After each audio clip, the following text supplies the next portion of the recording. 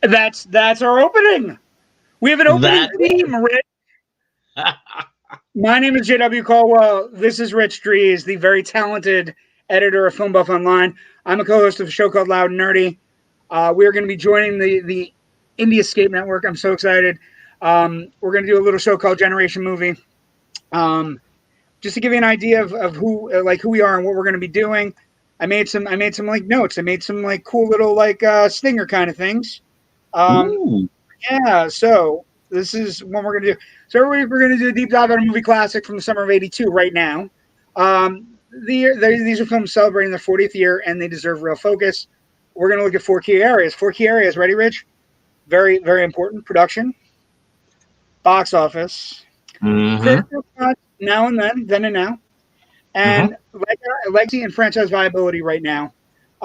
We think it's a great way to talk about old movies, but also keep it fresh, keep it in what we're doing right now. I've been involved with movies my entire life. I grew up in a movie theater. Oh no! What? Oh, I'm sorry. I disappeared for a second. I felt like it disappeared. Hold on. I still see you, buddy. Okay, good. Okay. So I've been in and around movies my entire life. I love movies. I feel like, and I don't know how Rich feels, but I feel like that if you raised in movie theaters and you love movies, you can find places to talk to people, and you can find ways around things, and you can find common ground. So it's not Generation X, Generation Y, Generation Z. We're Generation Movie because we all get together and we watch movies and we love films. That's my pick. Rich, what do you got?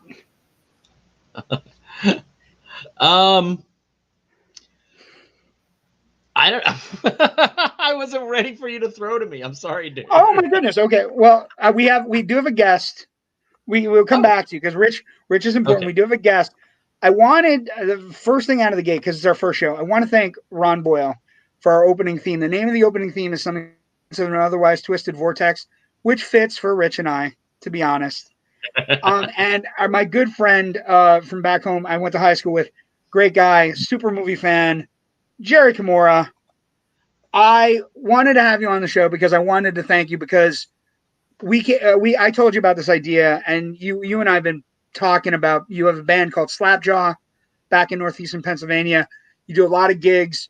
You shred. You're my age. You went to high school with me. I love listening to you, and you get online a lot, and you and I talk about movies. And we didn't connect in high school, but as we've gotten older, we have similar tastes, similar interests. And we just came up with this idea of doing a song, and I watched him do a video where he was shredding to this one piece of music, Ron Boyle's music, and I just thought it would tie. I asked you right after that. I think it would tie in with the show. The way it sounds is what we're going for, the vibe we're going for, and you said yes. And then it was a wonderful collaboration. So welcome to the show. Thanks. Thank you for providing us with the video and because they're all video. They're movies from your collection. Yes, they are. I took each individual photo. But I had to crop them a little bit because they had carpet underneath them, you know. Yeah, it's fine. We're all big fans of having carpet underneath us at times. But what I would say, I want to thank you for doing that. So you are also one of the people that kind of inspired me with this idea, which is you and I both love 80s movies. We grew up on 80s movies. Raised on 80s movies, and they're some of the best movies going. We don't talk about them quite as much, but they're just as important as they were. Tomorrow, we're going to have a movie opening across the country that is a sequel to a movie from 1986. So it is the best time ever to launch this. Also, summer of 82, 40th anniversary of some of the greatest films ever put on screen. Do you have a favorite from 1982? Do you have a movie that you look back at 1982 and go, that movie is the bee's knees? That movie is the... I don't... Well, I'm a horror guy, so, I mean, Friday the 13th, too. Yeah, but it's good times. And what do you guys have? Does Slapjaw have any gigs coming up or anything going on? Or? We're actually playing a couple shows. We have one on June 24th. It's at the New Penny in Scranton, but we have an anniversary show at the V Spot in Scranton on July 16th. It's our 24-year. We call them 24-year birthday parties. We don't call them anniversaries. It's like a birthday party. Well, birthday party is about right, but you've done us such a great service, giving us this video, giving us the music that which Rich and I are going to kind of bask in. Now, let me ask a question. Conan the Barbarian. Are you a fan of Conan the Barbarian? Absolutely. You're in luck. We're going to be talking about Conan the Barbarian tonight. So the Tree of Woe. The Tree of Woe. Yes, the Riddle of Steel is going to be widely discussed. CROM. Also, seeing your enemies driven before you. All very important things that we need to do. Here, make sure you get this one in there too at some point. At some point, yes. Oh, Ogre. Okay. That's 80. That's 85. 84. 84, Revenge of the Nerds. Yep. 84. Yes. Definitely going to be on a list if we get to 84. If knock on wood, the show as my mic falls, the show lasts that long. But Jerry, I can't thank you enough for the video. It's great. I can't thank you enough for the music. You're very welcome. I'm looking forward to seeing you in October when I visit NEPA. Thank you for coming on tonight. Thanks so much. Oh no, thank you. You were great. Talk to you later. Sounds good. Stay safe. You too. Great guy. And here's the thing. I think one of life's little pleasures is when you go to high school with somebody and you know them peripherally, and then you find out later on in life that you actually have a lot in common with that person. And that person is actually like, you don't know how you miss them. You know what I mean? Oh, exactly. That's like myself and my friend Eileen.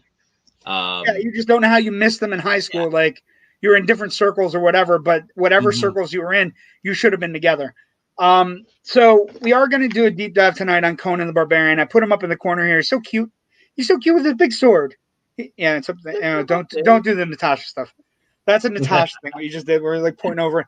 But I think let's go to comments because we got comments. And I love that we have our own like theme, and I love the theme. I'm in love with it. So let's see. So Brandon Brooks, who's also on the Badass Opening, welcome JB and Rich. Thank you, appreciate that. Thank you, sir. Joe Ridgely, welcome to the network, gentlemen. And Brandon also brought up First Blood, Poltergeist, The Thing, Rocky III, 1982 favorite films of mine. We will. Two of those are coming up. Definitely. Two of those definitely coming up. So pay attention. Yeah, they're very close. They're very close to near and dear to China's heart, and we're definitely going to be talking. Yes. Well, I think there's so many interesting stories. The idea that how this film came about, and the way it came about. You sent me the other day. You sent me a shooting script. And I sent you Oliver Stone's first draft. Yes. Which even he admits he was on drugs when he wrote. Heavy doses of cocaine. What gave it away, Rich? The vulture bats. Yep, the vulture bats on page 2. Vulture bats on page 2 diving out of the trees and impaling somebody to the ground. But here's the thing.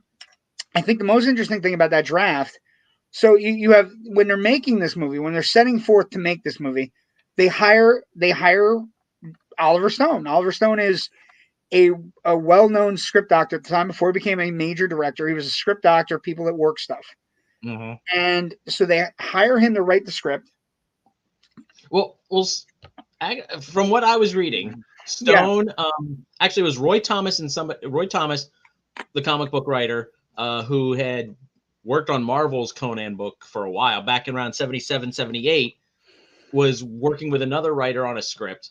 And Oliver Stone somehow became involved throughout everything they did, wrote that crazy hallucination that, I sent you. And then it's cocaine. He took it to John Milius, and then Milius took the project to Dino De Laurentiis, who then said, yeah, let's do this. And, so then they immediately tossed half of Stone's draft, and Milius brought in Ed Newhouser. I'm blanking on the guy's name now, to kind of polish up the draft, what we actually saw on screen. Yeah, and well, and the funny thing about it, so there are vulture bats. There's all kinds of ridiculous stuff. It's set in a wacky future place. It's not set in the past. Conan's fighting mutants, like an apocalyptic movie, so like more Road Warrior than a traditional Conan movie.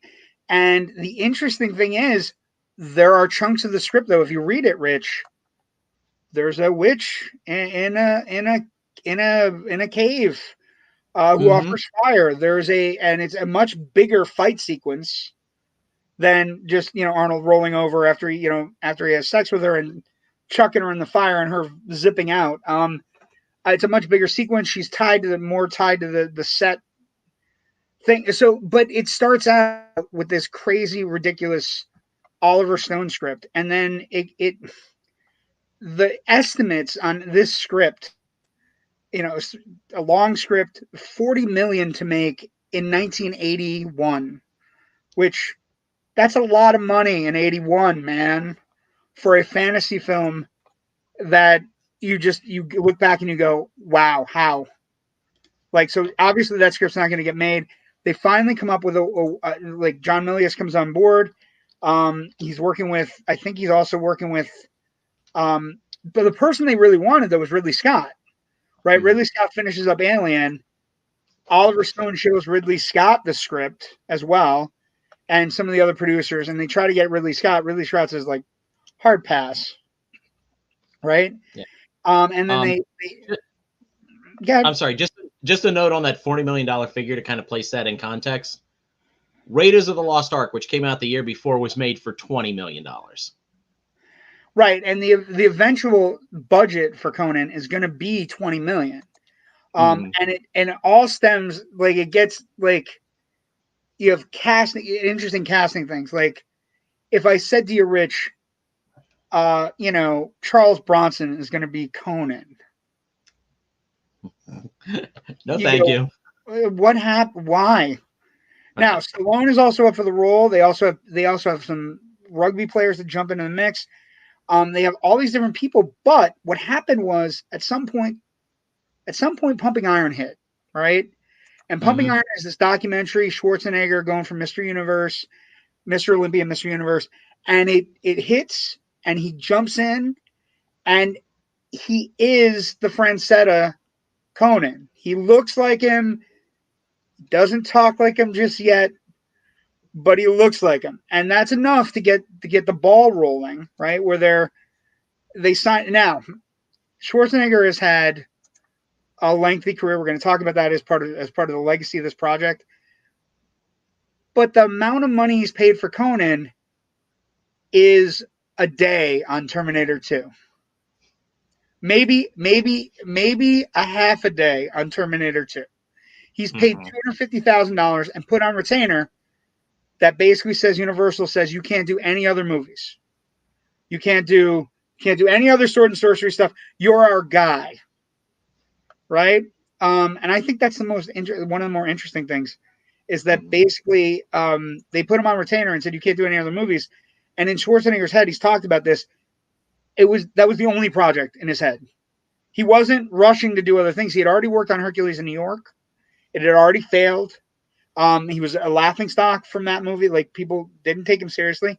So he wanted to be surrounded by very strong filmmakers, right? So he looks at this $250,000 retainer as one of the godsends of all time, right? $250 is not that much to pay for a lead actor in a major motion picture. No, especially one of his stature. Even the stature he's coming with the athletics, correct? Mm-hmm. De Laurentiis got a bargain there. That's what I mean. Like, I just think it's interesting. Now, Timothy Milliken, welcome to the show. Thank you for joining us. Now you put that in the universe, somebody's going to make Amityville vampire vulture bats. Possibly. I mean, they're cocaine fueled creatures. There's nothing like they're also in the script. They're like perch items. They're like on the bad guys' arms. It's just crazy. Okay, so he's 8-time Mr. Olympia by Pumping Iron, but that's so he has some stature. He's bringing the athletics in. This is interesting. Joe asked, curious as to why it doesn't make on comic book movie lists. Probably because it's not technically an adaptation of a comic book. It's an adaptation of Robert E. Howard's old pulp short stories that he wrote back in the 30s. It's more book. It's more book about than a 4-year period before he committed suicide when he was 36.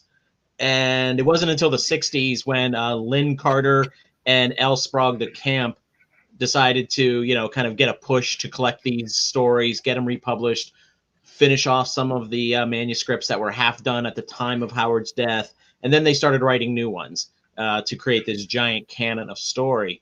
And well, that was right. It's right in the 70s, right? We're talking about Star Wars Day. Happy Star Wars Day. It's right in the 70s. It's right in 77, around that area, where they figure out that maybe Conan could be a movie. They Glenn Lord and Camp they made something called Conan Properties Incorporated, right? Where basically they're just amassing all the stories, putting them into Marvel, putting them out, right? And I think it's really interesting. Like Schwarzenegger took the 250 retainer. I also think the interesting thing is Milius, when he came on board with the casting, he starts filling the cast out with heavies. People not necessarily, like, they cast the 3 main roles, the 3 thieves, right? Subotai, they cast Valeria, who's Sandal Bergman. Jerry Lopez played Subotai. They cast those 3 roles, and then everybody else. Go ahead. Yeah, I was gonna say, because the other 2 surrounding Conan there, Jerry Lopez, he's a professional surfer. He didn't have a whole lot of acting credits. Sandal Bergman was coming from Broadway, but as a dancer. So yeah, Lopez was worked for Milius on Big Wednesday. Played himself in Big Wednesday. So there's a tie there, and he's an athlete. But it turned the interesting thing is they cast basically 3 unknowns. It's where you get to the side roles, where you start looking at, they had heavy hitters coming in, Sean Connery, John Huston, all these different people. That it goes to James Earl Jones and Max von Sydow, and James Earl Jones wasn't sold. He was also up for other productions and had some Broadway stuff he was doing, but he read the script and loved the villain. And James Earl Jones fills out he doesn't get to play the villain live action in Star Wars, but he gets to play the villain live action in Conan, right? Thulsa Doom becomes one of the best villains from the 80s. He's got a cult. Can change into a snake. But you start bringing in these actors. James Earl Jones, Max von Sydow, who's known for Bergman films. And they start surrounding Schwarzenegger with Flash Gordon at this point. He had already done Ming in Flash Gordon as well for Dino De Laurentiis. Right. So you bring them in, and you hope that something rubs off. You hope that they take a kindness, and there are talks of production. James Earl Jones really liked Schwarzenegger. They got along marvelously.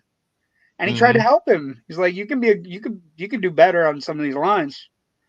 You whatever you're doing. And I think all of a sudden you start piecing things together. Now, one of my favorite things that I noticed in looking up the production stuff. So the film is framed. There's a sequence at the end that's Schwarzenegger as dressed as Conan as an old man, and it's kind of like a foreboding, like the sequel, whatever. That was filmed first because there's no dialogue, and they make Mako reading the lines, right? And they thought it was going to be a trailer, but it doesn't become a trailer. They jump into it and they come up with a way where they're looking at it going, we don't trust him yet. We don't trust Schwarzenegger, so we're gonna first 25 minutes of the movie, no dialogue. Last 25 minutes of the movie, no dialogue. They film those separately, right? They film those early because they're action sequences that he can get. They give him the best martial arts training you can get. They give him the best sword play training you can get. All 3 of them, actually. And that's why they look fantastic in those sequences. Right? I mean, talk about that a little bit, Rich. You think, talked about the training they received. it's astounding training. Oh yeah, it's fantastic sword work, and you know, especially in that final sequence, before, you know, when Doom's guys come and try to rescue, you know, kidnap back the princess. They're using actual, you know, real swords. They're not using, you know, lightweight. And Ben Davidson's using a real warhammer. Safety Real swords. warhammers. Yeah. So, you know, so these guys really needed to know what the hell they were doing to make sure that they weren't, you know, accidentally lopping Killing somebody's somebody. thumb off Yes. or something. Yeah. And Go ahead. oh well, no, I was going to say, like, I also think it's really interesting. There's a guy in the early portions of the movie where Schwarzenegger, where Conan is learning, he's learning swordplay, and there's a guy that's like smacking him, and he also kicks somebody right in the crotch. He was a very famous swordsman and a karate. He was very famous karate, Kiyoshi Yamazaki, right? And he taught them how to look proficient with their weapons. I mean, when you play D&D and you talk about being proficient with a weapon, you know, as a nerd, that's what I talk about, right? They were taught to be amazing with their weapons, and it really comes across on screen. But it was months training, not just a little bit of training. We're talking like months ahead of filming. You know what I mean? Like, and so I'm amazed that they were able, one, to get any kind of you know, well, I don't know that you could get the same amount of insurance, but he's putting them through the paces. They're learning how to do it. And all of the stuff is made for outrageous sums of money. The weapons are real weapons. They're really struck. They're really made.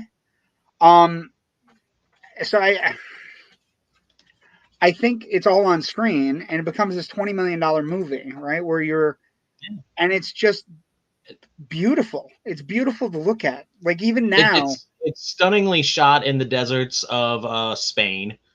They originally wanted to shoot in like Yugoslavia or somewhere, and there was a problem with a communist regime that was in the middle of falling, and it wasn't the whole film industry wasn't working out in Yugoslavia at the time. Yeah, little problem there. Tiny stuff. But I think, you know, they were able to capture some incredible vistas, and, you know, I mean, obviously before CG and everything. So, you know, you're really seeing these desolate landscapes for what they were in their kind of almost dry, sterile beauty. And which is, you know, it just kind of helps set that mood. And then you have, you know, like suddenly this, you know, city, or that's the Snake Temple or whatever. And, you know, all of that was designed by Ron Cobb, who worked on Alien and Aliens. And so, you know, he just tricky. They're tricky effects. They're all designed, like some of them are designed where they're basically smaller and shot with different camera angles to give the effect that the big city in the movie is filmed with, like, it was much smaller, right? Oh yeah, there's definitely at least one shot that is when they're approaching the city, that city in the bazaar, after the Wolf Witch, before they meet Valeria. That's basically, there's a foreground miniature in that shot, which is just simple forced perspective. It's, you know, one of the simplest tricks in the book. Yeah, and amazing. It looks perfect, absolutely perfect. So they have their filming places. Now, a sad portion that I, you know, doing the research on this particular episode, calling it the CROM episode, by the way. I could have called it the Riddle of Steel episode, but who can solve the Riddle of Steel? Very hard for us. But what I would say is, I think one of the more interesting things is they filmed a lot of this. They got in a little bit of trouble in Spain, because they were filming on desert areas and environmentalists took them to task. But the sad part is a lot of the sets didn't get saved. They didn't. Oh, yeah. They burned them to the ground. So it was a time when, you know, like I look at something like New Zealand, right? We get the Lord of the Rings, and we're going to get back to Lord of the Rings later. Little tease. You look at like Lord of the Rings, where they built all the sets and the set stayed, and then they've made it a tourist thing. Like, I think about the sets and the designs of Conan in the same way. And I would like, I think Spain rushing the production crew to knock them all out and get them all down and do whatever. It's like, I feel it's like a missed opportunity, because I got to tell you, a lot of the Tree of Woe, and you can't tell me that if you had like a bachelor party in Spain or something, you wouldn't want to get your picture taken next to the Tree of Woe or something cool, or like you go on like just a field trip doing like Conan sites. And I just think it's one of those things where it's a missed opportunity. I'm also, well, yeah, you know me. I'm a film location tourist. I know you whenever are, I'm and work, it's always like, hey, let's go check out this thing here. Or whenever I'm watching a movie, set in like New York City or somewhere like that, and they're actually on location, I will, frequently pause, examine what's going on in the background, and try to figure out exactly where, what street corner they're on when they shot that. And so it's a missed opportunity. Yeah, it's unfortunate, but it's unfortunate, but it's pretty common for that time to build the set then tear it down.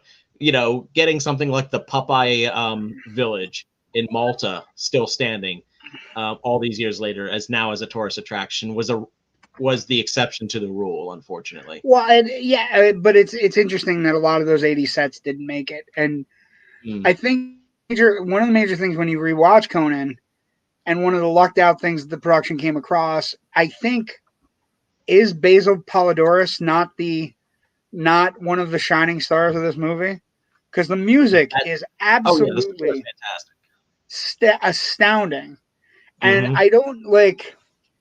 He basically, I love hearing and reading about how basically he came up with rhythms and things based on guitar, based on, Riddle of Steel, based on basically taking brass strings, moving all these different things together, giving Conan a personal theme, doing all of these things. And the first time they put the movie together with film, it was 14 minutes longer. So everything was out of place. Polydorus got really angry and eventually basically had to cut it and rework all of the music, because there was a lot of fights about edits with this movie. This movie was, Universal didn't know what they had. They didn't actually take into account what they had, and they weren't sure of it. So they Oh yeah, I mean, I was, when doing the research on this, I came across an article in New York Magazine, just a short little blurb that basically said this movie was originally intended for a December of 1981 release, and they pushed it back, 6 months, because they still needed to do some work on it, to still polish it up and everything. And it's funny because that actually played against the movie a little bit, because it's Dino De Laurentiis. So of course, when he announced we ought to make it a Conan movie, they went into, he did it with big fanfare. This guy does everything with big fanfare. Hey, I got to go to the bathroom. Big fanfare announcement at con, that kind of thing. And so some other people were like, well, let's crank out our, cheapy sword and sorcery movie really fast, and try to beat them into the theater, or try to surf the wave if they're popular. And so like you have like Albert Pyun's Sword and the Sorcerer, which came out in April of '82. So if they'd been able to stick to that gloriously, wonderfully bad film, yeah, amazingly wonderfully bad, they would have beat Sword and Sorcerer to the theaters. As it was, they're trailing in like 3 weeks later, and and critics were already kind of burned on that, and I think that's wound up what kind of, I think, may have played a little bit of a part in the fact that critical reception was a little mixed on this. When we're going to get there, I will say to you, one of the interesting things about learning about the release dates, and you're right about this, and I think we're in production here. So they do all this work, and Universal's cutting, and they're moving. I actually agree with you. I think moving it all the way from December of '81 to '82 hurts it, not because you look at '81, what came out in Christmas of '81, nothing, no competition. But the summer of '82, Rich, is nothing but competition. One of the reasons you and I are doing this show about the summer of '82 is because it's one of the more competitive summers in the history of film. So you're right. They tease it. They put up posters. They use Frazetta's artwork from Conan the Adventurer from 1966. They basically, start doing different things. And he wanted it at Christmas, and I can't think of a happier Christmas movie than Conan, to be honest. I'm just pulling up, a list of most of the stuff that came out in December of '81. Okay, Reds and On Golden Pond, which you're not cross cannibalizing your audience there between that and Conan. Pennies from Heaven, Heart Beeps, for goodness sakes. I really feel it could have been a. It could have it could have mopped up. Yeah, 81 Christmas season was not good. I mean, theaters were still playing Raiders in October. So I mean, they were playing it at the end of November because my younger brother's birthday is at the end of November, and we went to see Raiders for his birthday, and that was like the second or third time I had gone to see it already. And I distinctly remember doing that at the last. So two things we're going to end with the production. One of the things I want to talk about, Universal did cut a lot. So the movie, final release is 126 minutes, but they cut about almost 14 minutes from the movie. So violent attacks of Thulsa Doom, and Polydor's having to change the schedule and moving the music around. Also, basically, there was supposed to be a monster at the top of the Tower of Serpents. Conan chopping off people's arms, and basically they finally got it in. And when they finally finished, production expenses were about $20 million by the time the film was released. And that's where we end that particular segment. It's a fun production. They changed countries midstream. They have fights with Universal about what they have. They have an actor that's just new to the business and is trying to make good, but doesn't speak English well. I think the funniest thing that also, we're talking about production, that sequence that he's most famous for, the see your enemies driven before you, that whole Genghis Khan paraphrase kind of fun stuff. He does that before he gets any kind of vocal training or speech training or anything. And it's easily the most mimic. It's the most memed, if we're talking about memes right now. And it's also what's on shirts. Is Conan sitting at the table talking about what you do to your enemies. You see them driven before you. Right? But it's all great about that being his first line is it kind of sets up Conan as a character. It really tells you exactly where he is at that moment. The worldview. He has his worldview in place, and then as sequences and things in the film hit, that's great. Okay, so we got Raiders of the Lost Archetype. Maybe. And then a little bit of Conan the Librarian. Conan the Librarian love. From UHF. Awesome. But so just looking in the chat as well. I want to throw this out there. Obviously, Schwarzenegger was an inspiration for Hans and Franz on Saturday Night Live with Kevin Nealon and Dana Carvey playing those characters. And somebody says they wanted a Hans and Franz movie. They got one.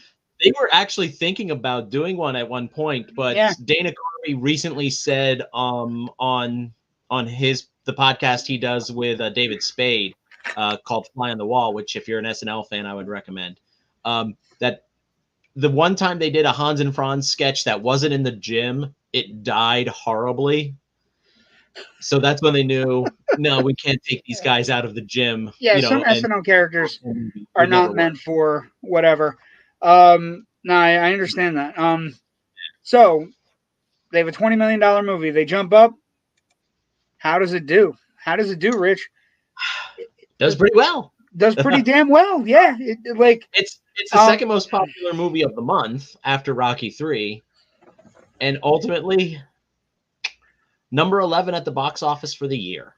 Yeah, and like I said, you look at it, you go 11, that's low. But this year, and like we were talking about, this year has heavy hitters. Like not has Rocky 3, heavy hitter.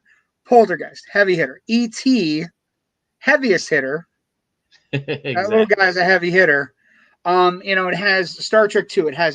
There are so many things in this summer. And what I would also say, like, Conan is, it basically it grosses 80 million worldwide, right? It ends up making its money back and doing well, but it's kind of viewed as a moderate hit, right?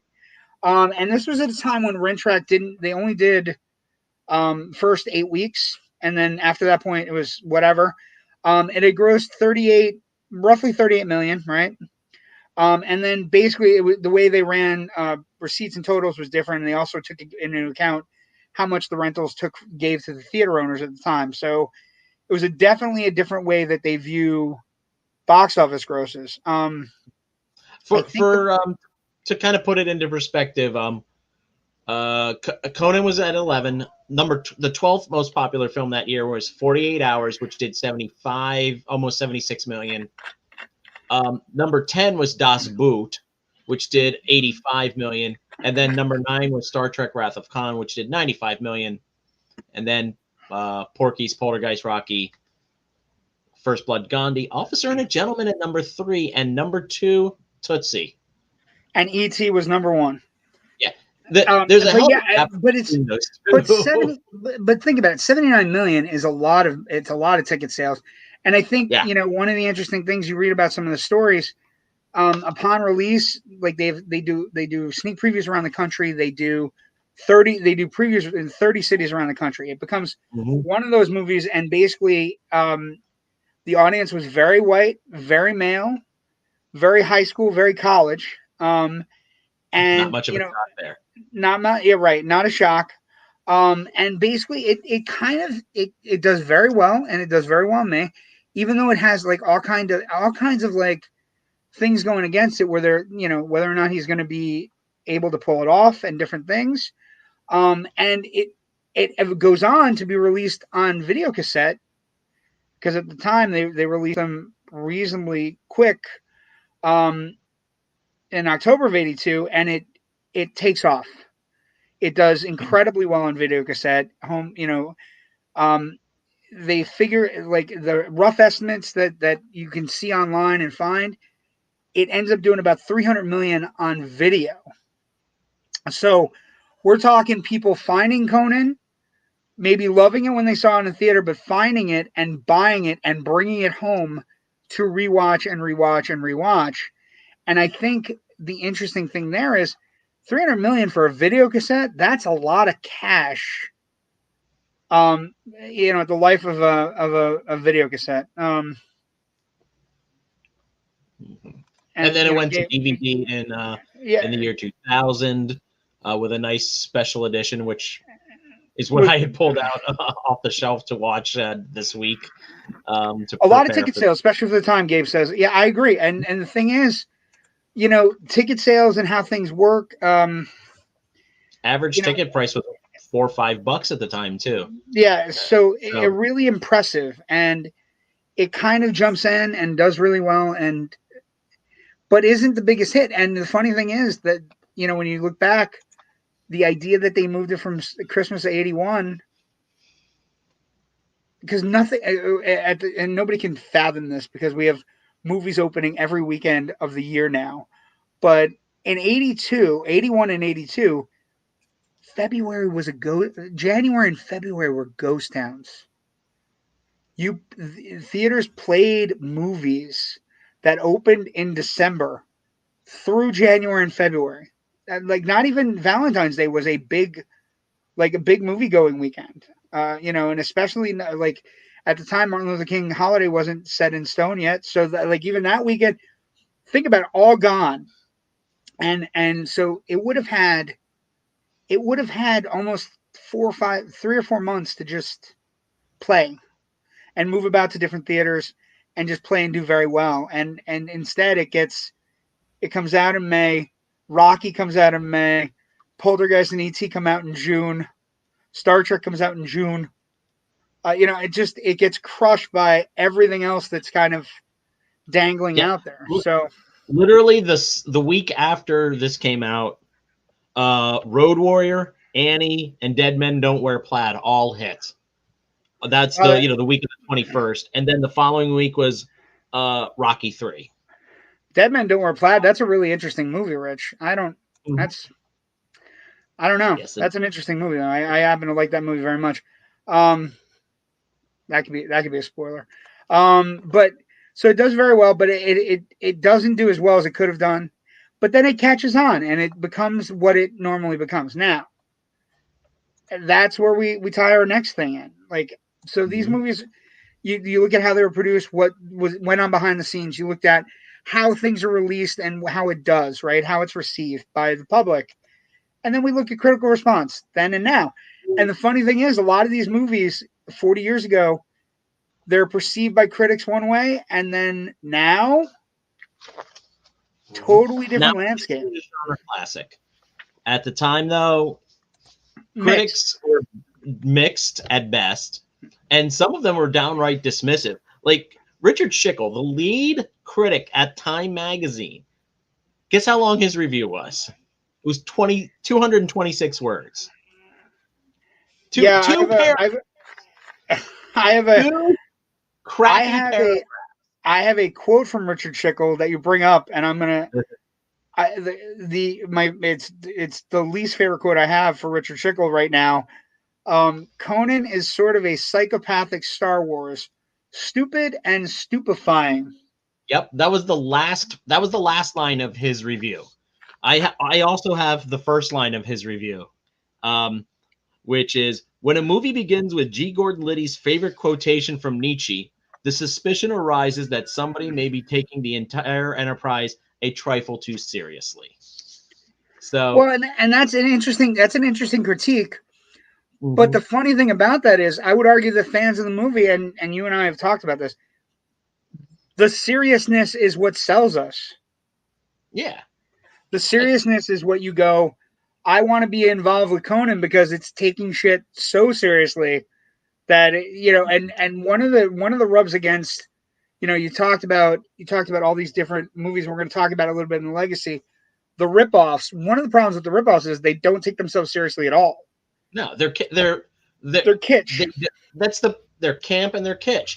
And that was the problem with like most superhero films and superhero TV shows at the time when they bothered to do them, with the exception of, somebody like Richard Donner coming in on Superman and saying, verisimilitude is our watchword here. We want to make this seem serious and real as possible and take this seriously and not be winking at the audience. And I have to think, though, that critics were waiting for something kind of campy. They're waiting for something like, well, it's just based on a pulp novel, so it should be kind of like gee whiz fun. And pulpy kind of takes a hit, right? Pulpy can be anything from crime noir to sword and sorcery, right? I think one of the champions of the movie, right? And easily you and I, I'm a chubby guy, you're a thin guy. We definitely have Ebert and Siskel things written all over us. For anybody watching the show new, Roger Ebert loved it though. Roger Ebert, basically, kind of calling it out. My favorite quote of his is, "It's a perfect fantasy for an alienated teen." Right? It's right in the wheelhouse of what they're looking for. Alienated pre-adolescent, which is much better than teen, because he was kind of a genius, Roger Ebert. And so you have these variant fights, right? Mm-hmm. David Denby talks about. There's a lot of meat in Ebert's review, and there's something that he wrote about 6 paragraphs down that I do want to touch on. But I just wanted to kind of get back to like the pulp idea for a second. It's frustrating at this time because I like a lot of pulp material. I love old serials. I love reading noir fiction. Those old two-fisted detective stories. I love film noir. I love all that stuff. And it's frustrating when I see, something that's so unabashedly in love with its source material, like 1980s Flash Gordon, and it just gets hammered by the critics at the time. And then a year later, something that's just as in love with its source material, but has a little bit of a different tone to it, just a slight different tone to it, like Raiders of the Lost Ark, is lauded by critics and is like a big giant hit. And it's just how the culture didn't seem to be able to engage with all of this stuff. Star Wars, big hit, basically Flash Gordon, Buck Rogers knockoff. And you look at the critical responses back then, right? I mean, you have critics that are circling the wagons. A lot of critics when we hit 80, 77, 78, 79, 80, 81, 82, 83, they're circling the wagons because their films are they're besieged, right? They're under siege with the blockbuster mentality. And the problem there is film school generation gave way to the blockbuster generation, and that's they saw scary. They saw what they like changing. And but the pulpy thing, you're right, Raiders is pulpy. I think Raiders, first off, just for everybody who watches the show, I'm new to this network, but I'm never going to say a bad word about Raiders ever. It's not going to happen. Yeah. I particularly hate The Big Bang Theory in every conceivable way. And if you're a Raiders fan, you know what I'm talking about. And what I would say is it's my favorite movie of all time. But what I would say is it does get a pass because Spielberg is definitely John Milius and Spielberg aren't going to get confused at the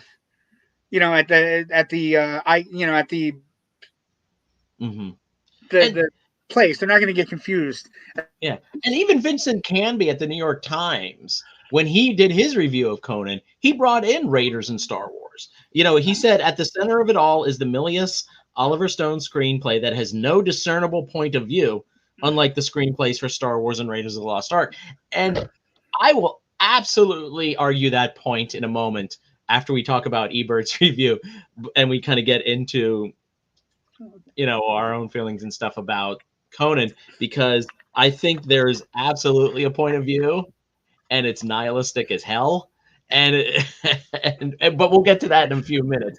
But that's a great point. I think Ebert also. Here. I think the interesting thing about Ebert is he also found beauty in, if you pick apart some of the pieces of Ebert's review, right? He found beauty in, the charm in Schwarzenegger. He found beauty in the over-the-top James Earl Jones performance, because at that point, James Earl Jones isn't an over-the-top actor, right? So he, I love that he says it's power and conviction to a role that seems inspired by equal parts of Hitler, Jim Jones, and Goldfinger. If you get a reviewer to say you're doing Hitler, Jim Jones, and Goldfinger, that's a win. Any reviewer that says Hitler, Jim Jones, and Goldfinger, and your guy happens to be a cult leader who turns himself into a snake. Yeah, that's a win. And that's the paragraph, though, that I wanted to kind of bring out, is where he does kind of compare James Earl Jones's character like that. But nihilistic is right. Yeah. To back up to the beginning of that paragraph, though, Ebert says, and I'm quoting now, "But there is one aspect of the film I'm disturbed by. It involves the handling of Thulsa Doom, the villain. He's played here by a fine black actor, James Earl Jones, who brings power and conviction to a role that seems inspired in equal parts by Hitler, Jim Jones, and Goldfinger. But when Conan and Doom meet at the top of the mountain of power, it was, for me, a rather unsettling image to see this Nordic Superman confronting a black, and when Doom's head was sliced off and contemptuously thrown down a flight of stairs by the muscular blonde Conan, I found myself thinking that Leni Riefenstahl could have directed the scene and that Goebbels might have applauded it. Am I being too sensitive? Perhaps." But okay, so I will. That's an interesting. Okay, so that's an interesting take. Roots of the character in the pulps. So Joe brings up who could forget Arnold couldn't be called Conan in Red Sonja due to a contract, even though it was like Conan character. That's true. Also, I think the interesting thing there is I do think Ebert's being a little bit sensitive. Maybe maybe I am naive. It's certainly possible, Rich. But I always view Thulsa Doom. I don't view Thulsa Doom as. I don't put any racial overtones on Thulsa Doom at all. He's a bad guy. Like Okay. I don't like now. I mean, I think it's an interesting take. yeah, But I'm not sure I necessarily agree with it either. But I'm certainly not going to say, I dismiss it. I mean, because Roger Ebert's no. I think it's an interesting take. I think it's an interesting take, but I maybe it's like for me, Thulsa Doom has always been like the evil cult leader is like I never really viewed it as black or white or whatever. But I do like that Ebert, he at least brings it up, right? Yeah. Yeah. Even he's not sure if he's being too sensitive or not. I mean, he concedes he may be. But I appreciate definitely that he brought that idea into the conversation. Because it does, that's super interesting. Yeah, well, I'm going to be honest. I'm reading it now and I'm looking at it and listening to what you just said. I never really viewed it. I never really viewed it as African American or Nordic or. I never really viewed it that way. And when you look at it, maybe you could look at it differently, but I always viewed him as just. Is it wrong to say? I just viewed him as he plays a really good bad guy. I don't know. No, but I think it's an interesting thing. Again, it could be naive, but I would be happy if anybody wants to comment or question and enlighten me if it's just something I'm missing. Now. Yeah, but I think racial issues in the early 80s were at least a little different than they are now. Unfortunately, not much. Sometimes. Well, yeah, not much has changed behind the scenes. It's more, but I also think, but James Earl Jones, like, I have to assume in the early 80s, James Earl Jones is opening Broadway plays. James Earl Jones is auditioning for roles. James Earl Jones is getting roles.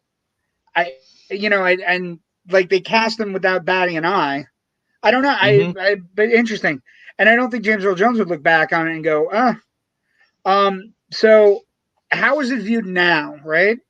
So right now it's tenuous. Like it's if we're doing aggregate sites like Rotten Tomatoes, it's at 66%. I think that's low. I think that's I think it's an interesting kind of like viewpoint, but what you and I like, the aggregate sites have it about 66%. Metacritic has it lower, and I don't know what they're watching. And I don't know what they're like. Is it something where I know this is going to sound weird, and it'll tie us into our next segment. But basically,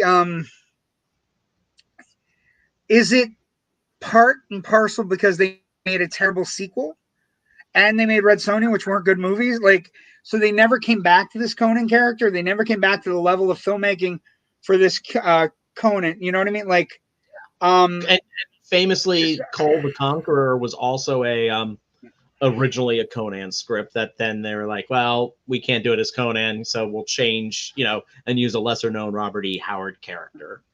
Yeah, and I think that's interesting. I think it's really interesting, but I also think it's, that it's only at 66%. I think you and I have a different opinion on its place, right? 66 is low. And let's talk about this, but first I want to get this. Film does have problems. Right, it's choppy, but I when you read into it, when you read about the production, about like how Schwarzenegger had to be basically vocally trained, had to learn how to read scripts, how to be, and was being taught on set, you go, wow. But he exudes charm. There's never a moment where he's not completely in charge of the role. Like that sequence where he's just swinging the sword by himself, and he lowers it. And he has the smile. This was the role that basically made him a star because he's so charismatic. He doesn't need to talk. He doesn't need to be charming verbally.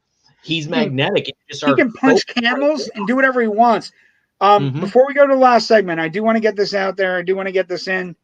So if you like the content, we're on a new network. You and I starting a new shtick tonight. Please subscribe to the Indie Escape network on YouTube, and it's all right there for you. Also, we're gonna bring this in and just say we got a Facebook page as well, Indie Escape. These are good places where you can go, and I got to tell you, joining this network. I'm super excited because the young people, first off, they're all paying attention to the show tonight, which is amazing. And I appreciate that. We'll see if they stick around. Gabe, subscribe to our shtick. Well, okay, so you don't have shtick. You are, Gabe, you are a young man that doesn't have shtick. Maybe you do have shtick. I don't know. But, find a place to subscribe. Facebook page, also our YouTube channel. We're super excited to be part of it, and I just wanted to get that out there before we go into our last part. And this is where we get interesting, Rich, because I think it's an interesting place. Gabe chimed in, I'm Jewish. Okay, so you do have shtick. Okay. I'm not gonna fight with that. Legacy. Franchise viability, Rich. Okay, so I was thinking about this, right? There are a bunch of clones made in the 80s, virtually no clones made in the 90s, right? You have the clones in the 80s, you have a veritable smorgasbord. You have Legend, Ladyhawk, Beastmaster, Krull, all of these movies that come out, and probably a good port, like Beastmaster's already in the can, but Krull, Legend, Ladyhawk, none of them get made if Conan doesn't hit, right? Probably. I would concede that. The interesting thing is, and where the 66% is a little weird for me, a little wonky, Conan is the definitive standard of sword and sorcery movies. And you said it best. Say it. When did it not become the standard anymore? When Lord of the Rings came out. Yeah, and so we're talking, what, 2001? Is it 2000, right? It's 2000. Yeah, 2000. We're talking 18 years. No, I'm sorry, 2001 was 2001. Right, 2001. It was right after 9/11. 2001. 19 years.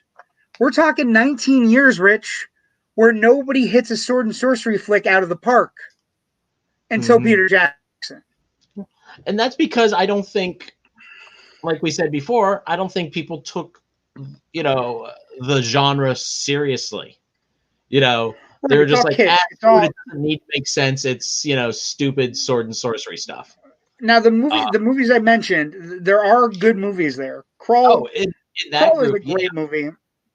And I would argue that Ladyhawk is one of the most underrated sword and sorcery movies. Fantastic. It's beautiful. It's a beautiful love story movie. Richard Donner directed Ladyhawk, who, as we already said, for Superman, was all about verisimilitude. So that's why Ladyhawk works. But none of them become. Again, Conan is the gold standard. Right? Let's go to some comments. Let's see what we got. So somebody wrote Ador. Yeah, okay. No. Oh. Love you, Joe.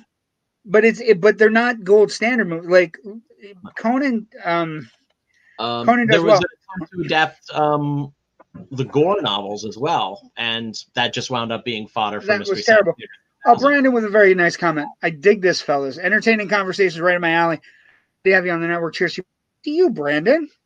Brandon does a show on Friday nights. But what I would say, the other legacy, and we haven't talked about it because he was just some kid making $250,000 on retainer.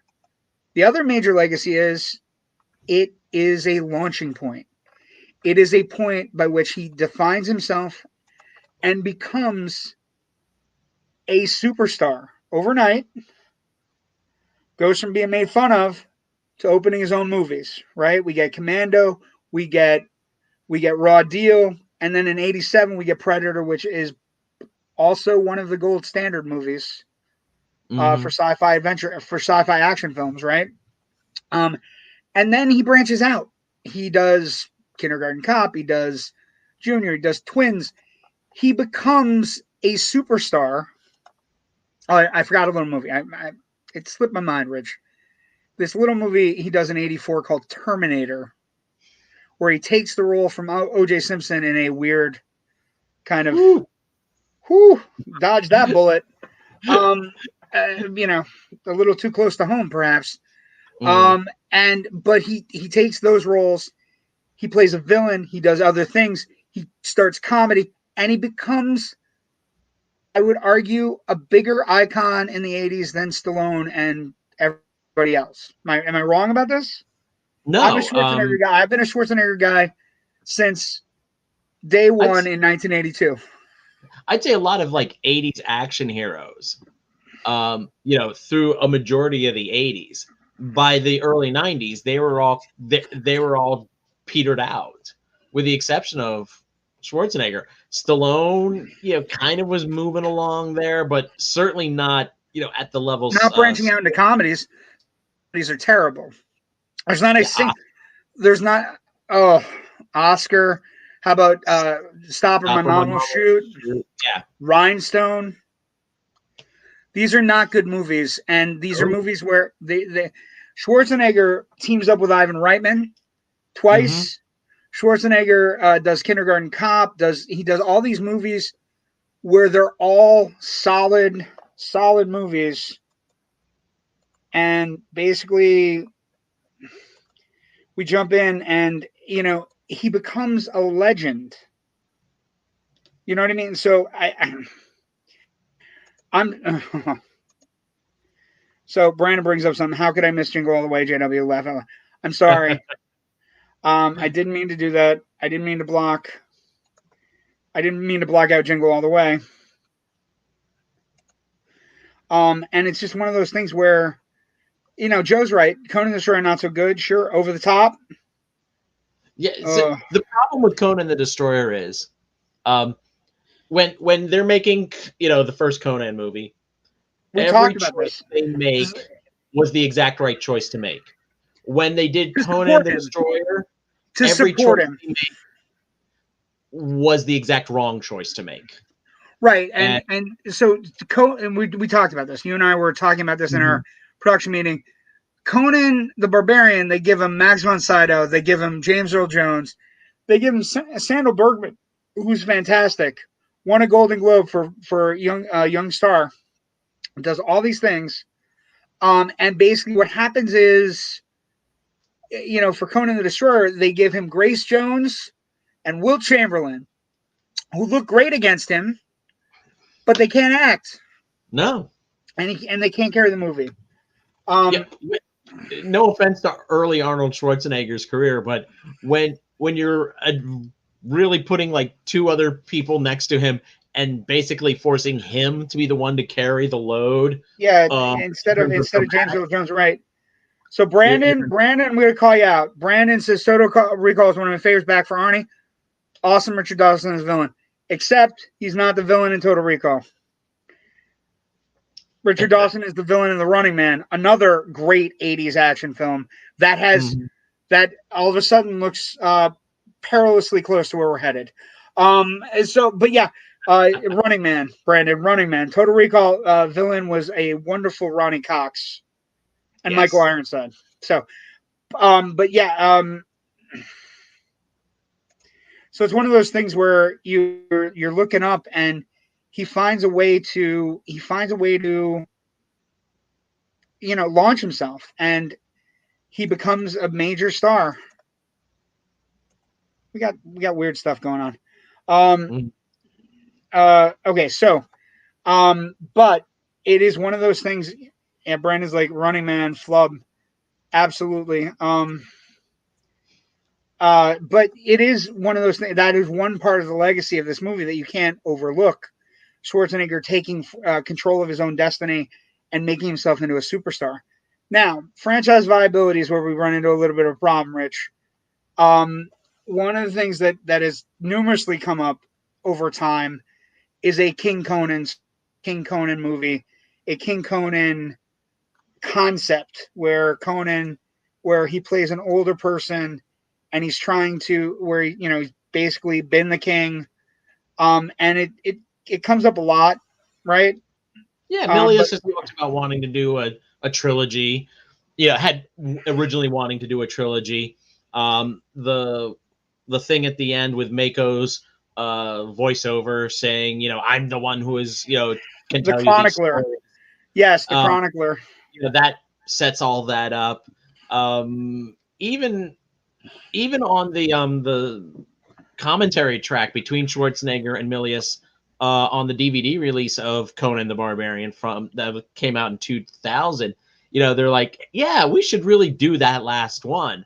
And Milius wrote a script and couldn't get anybody interested in making it. Yeah, and then they do a reboot. And I think it's 2011 to be sure.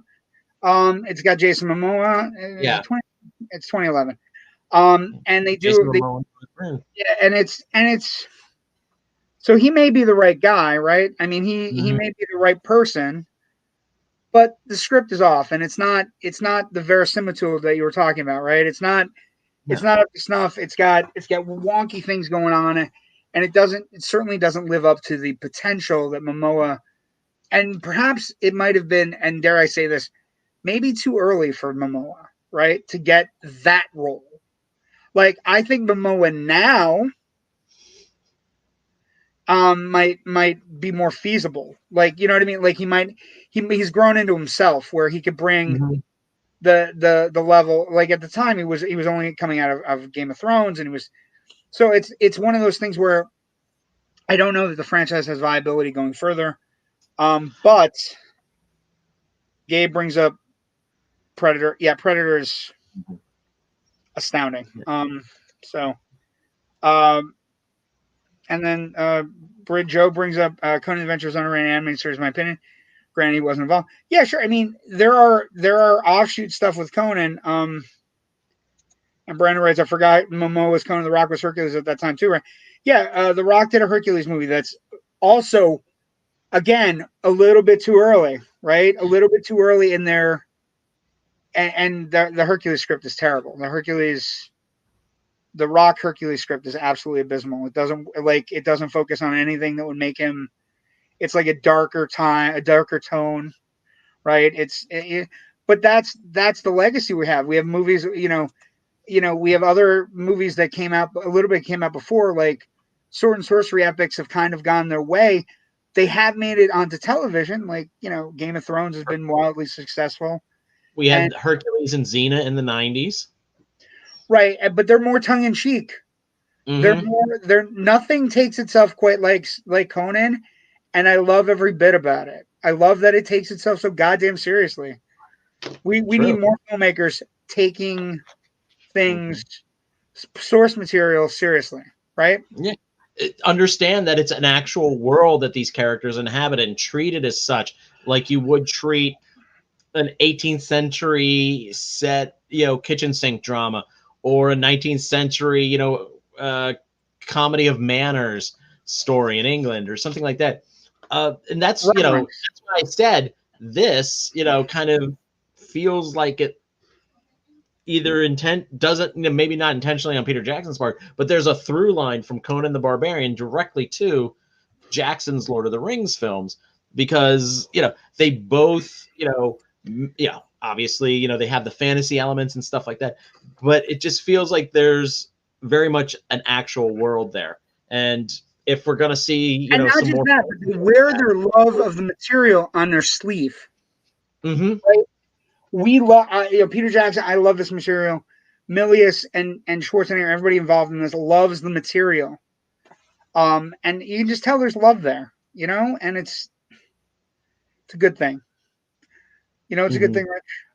We will be back next week. Yeah. I didn't even get to the Nietzsche stuff I wanted to talk about tonight. Talk about the Nietzsche stuff. Wait. Okay. We can take 5 minutes. Talk about the Nietzsche stuff, like franchise viability. I think when you start a film with Nietzsche, it is daring, right? Yeah. And I think, and this is where, as I said before, Canby, the New York Times, totally missed the boat on this movie. Because ultimately, Nietzsche's idea was, God is dead. And yes, we get the whole, that, ever popular, that which does not kill you makes you stronger, that it's become almost like a hoary cliche at this point. But yeah, we see that in the Wheel of Pain sequence. But ultimately, Nietzsche's kind of about rejection of God, rejection of religion, and the reliance of man upon himself. And Thulsa Doom is a religious figure who basically presents himself as a god, and Conan kills him. You know, the ultimate manly man who, you know, was not killed but made stronger by all his trials and tribulations. It's the whole Nietzschean idea right there in one scene when he goes whop and tosses the head down. You know, he's rejecting gods in favor of mankind. And I think that was. But I also think I you think also have Conan's rejection of CROM as well. Yeah, I think the interesting thing, it when you say it's super Nietzsche, and it kind of is rejection of gods and doing different things. It also has, like, midway through the film, there's a spiritual twinge, right? There's a spiritual change in the film when the Mako sorcerer comes in, and they're trying to save Conan from the death, and all, and even a kind of an embracing of the idea of Valkyries and the idea of guardian angels, right? Because you know Valeria comes back and protects him that one moment, and her whole pathos of, do you want to live forever? Do you want to not go out and blaze of glory, kind of thing? I prefer to view that as opposed to, for me, that's what I find I hitch my wagon to. If that sounds stupid, like, I find her character, I don't know how she didn't get more work. Right? I think it's one of the sadder things. She won a Golden Globe for this movie. And she basically was a dancer before, and she went back to dancing, and never to be like taken seriously again, which is sad, because a lot of the humor and a lot of the, like, she delivers a lot of the good lines, and she has a lot of the baddest action sequences in the movie. I think, you know, what's interesting is, you know, for such a manly movie, she's the coolest. She's, for me, the coolest character. That fight sequence right before she gets hit with the arrow, where she's the last one to come out of the temple. I'm going to call it the Temple of Doom. It's the Temple of Thulsa Doom. I don't want to infringe on any copyrights, but she comes out and she does the thing where she's fighting two guys, and she runs up the side of a wall and down the side of a wall. They mostly did all their own stunts, and I think one of the sad legacies is that she never hit, which is terrible, because she was good. Yeah, she's very good in this. She, you know, certainly is much better at selling the relationship between her character and Conan than Schwarzenegger is. That whole, well, and also, but she's throwing a lot out there. I feel like she's one of the few pieces of the movie that, from the moment she's in it, she's really good from the moment she's in it. Somebody's asking about Frogtown. That requires a question and answer. Wasn't she in Frogtown? How comes the Frogtown? It's a great movie. Geez. I'm not gonna lie to you. I've never seen it, to be honest. Really? Yeah. It's a ridiculously fun movie. It's not gonna win Oscars or anything, but it is what it is. She was in How Comes the Frogtown. She played Spangle. She was also not nearly long enough to overtake the terrible Bridget Nielsen. So Brandon writes, Solomon Kane, Beowulf, all the Scorpion King films, they don't do it for me. They just don't. That's the truth. Like, Scorpion King comes blended out of the Mummy franchise, and they try to make The Rock, and it's very much The Rock, and, you know, Dwayne Johnson is very much in the Schwarzenegger mode right now, right? You know, he has political aspirations. He's very much in that mode, and he's a franchise unto himself where he makes movies and just kind of chucks them out. I am desperately surprised about franchise viability that we never got him playing Conan's son or something where they tied it in. But is there anything else on Nietzsche before we end tonight? I'm just kind of going. I feel bad because I'm running off my brain. Just you're this. They'll find out. You're the studied intellectual of the two. I'm the loud of the two. I think the only other thing I really have here as a note is it just me, or does Thulsa Tomb's two major flunkies look like Christopher Guest and Harry Shearer in Spinal Tap, just a little pudgier? They do, but I will tell you, as a Raider fan, that is Ben Davidson, and we don't talk bad about Raiders on this show. Oh no, oh no, I'm playing here.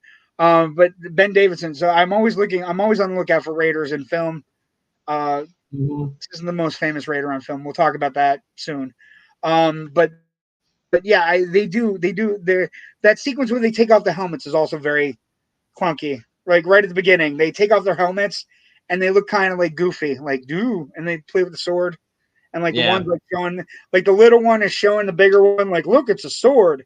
And then they both show it to James Earl Jones in a creepy, unmanly fashion. Like the one's holding it like, I'm going to use my bottle. He's like, weird, just weird. It's a great movie, and I don't think enough people watch it. And I think it's one of those movies that you can show people, and I heartily recommend it. And I think it's the interesting thing about standing the test of time. You're right. It's the gold standard. If you like, I want to watch a sword and sorcery flick, you're either going to watch Conan or you're going to watch something that's come well after 2000. Because that's when we kind of hit we've hit the nerd button on, and everybody's taking stuff way more seriously. And it's funny too, because there's not much sorcery in this movie. When you really think about it, there's two instances of kind of like visual effects, optical effects that are used. Weirdness. And a couple of the other things, like, the snake into the arrow thing, that's just practical effects. And it's really lo-fi practical effects, but they work really well. And they use one of the effects guys from Raiders. So like the ghosts look eerily similar to the ghosts that try to steal Conan. I'm just saying. I'm just throwing it out there. You might have used some extra. I love those ghosts too, because they look almost like animated charcoal drawings. Yeah, they're really cool. They're super cool. Like they're off a map. Like they're off a pirate treasure map. You know what I mean? And I think that's a good place then. Pirate treasure map is always a good place. But I will say we're going to tease. We're tease. Okay. You and I are teases. So first thing before we end, I want to make sure if you find that you've had a good show tonight, people are saying we have a good show in the comments. Maybe. I don't know. Rich has had a good show. Rich has notes and he's studious and he's amazing. And I just kind of I just throw words out into the wind. Subscribe. Look at the notes. The notes are incredible. The Indie Escape YouTube channel, youtube.com. And then we also have the Indie Escape Facebook page. Subscribe, join the party, get in. It's a good time. We're happy to be here. And I'm just going to throw this out there as we end. You said it earlier. Next week, Dead Men Don't Wear Plaid. And if you don't know what this movie is, let's not tell them too much about it. I'm so excited. But it's a Steve Martin movie from 1982. It is incredibly high concept. Carl Reiner is the director. One of the greatest comedians of all time. Yeah. Also directed Steve Martin in The Jerk and Man with Two Brains. Highly underrated, that movie. Yes. Man with Two Brains is highly underrated. The Windex. If you haven't seen it, you have a week to catch up with it beforehand. And I don't want to tell you anything about the conceit of the movie. I think you'll hopefully be pleasantly surprised. But here's the thing. If you like Steve Martin, here's the best way to say it. If you like Steve Martin and what appears to be a Maltese Falcon-like film. Okay. It's black and white. It's fun. Little film noir-y. It's a film noir, yeah. But Dead Men Don't Wear Plaids next week. It is one of the quintessential Steve Martin film that doesn't get nearly enough credit, with one of the coolest central concepts we're going to talk about next week. Thank you for joining us tonight. We appreciate you joining us. We'll see everybody next week. Rich, anything left? There'll be no Nietzsche next week. No Nietzsche next week. No Nietzsche next week at all. Maybe some alternative theory, but no Nietzsche. Some comments. Joe writes, hold on. Did we do that? What happened there? Men with hairstyles with bangs. Yes. CJ writes, great show. Awesome premiere show. Gents, looking forward to the next one. Thank you, Joe. We appreciate it. We love being here. We'll see everybody next week. Again, visit those pages and visit the YouTube. And thank you for joining us. And I'm going to end it. Stay out of trouble. Have a good night.